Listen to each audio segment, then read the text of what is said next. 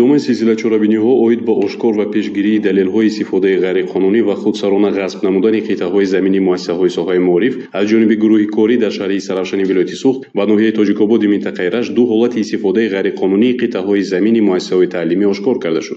در نتیجه گذراندن سنجش‌های پروکوروری معین گردید که ساکن شهر سرافشان زاهرов خالق دиректор جمعیت سهامی کشاده سروش سال 2005 مساحت 0.42 گکتار قطعه زمینی گیمنازیای رقمی 1 را خودسرانه غصب نموده در آن انشاءات دو آشیانه را بنیاد نموده است. ماه می سال روان گروه کاری آمدند و 42 سوتق زمین و با مریم بنا با موازنه خودی گیمنازیا گذرانده شده است. سال 2005 از طرف رهبریت جمعیت سهامی کشاده سروش زاهرов خالق 42 سوتق زمین مؤسسه با یک بنای تعلیمی خودسرانه غصب کرده شد. ماه می سال 2023 حالت غصب زمین گیمنازیای رقم 1 برطرف کرده شد و زمین با بنای علاوه‌ای با توازن گیمنازیا گذرانده شد. اوید با حالت مذکور از طرف پروکوراتورای شهری سرافشان اعتراض آورده شده در اساس آن قرار رئیس شهری سرافشان درباره وابسته نمودن مساحت 0.42 گکتار قطعه زمین خودسرانه غصب نموده جمعیت سهامی کشاده سروش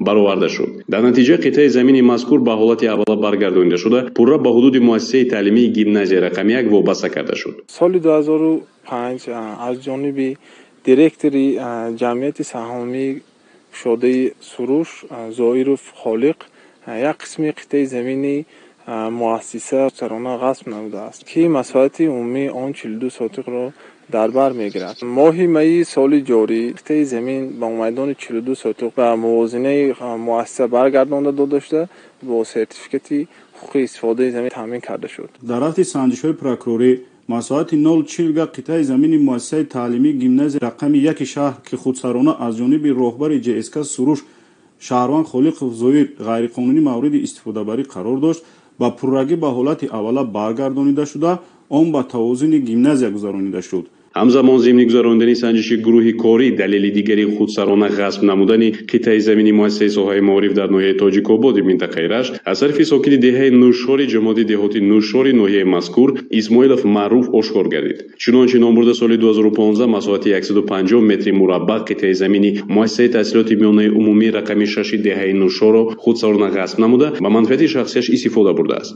سال 2015 یک سوتق زمین مکتب رقم 6 رو با فایده خود در آورده بودم از طرف مقامات حزب یعقوب همین زمین به حالت اوله برگردانده شد. شهروند دهه نورشور اسماعیل و معروف جان زمین مؤسسه تعلیمی رقم 6 را به مقدار 1.5 سوتق از آن خود نموده و منفعت خود استفاده می برد.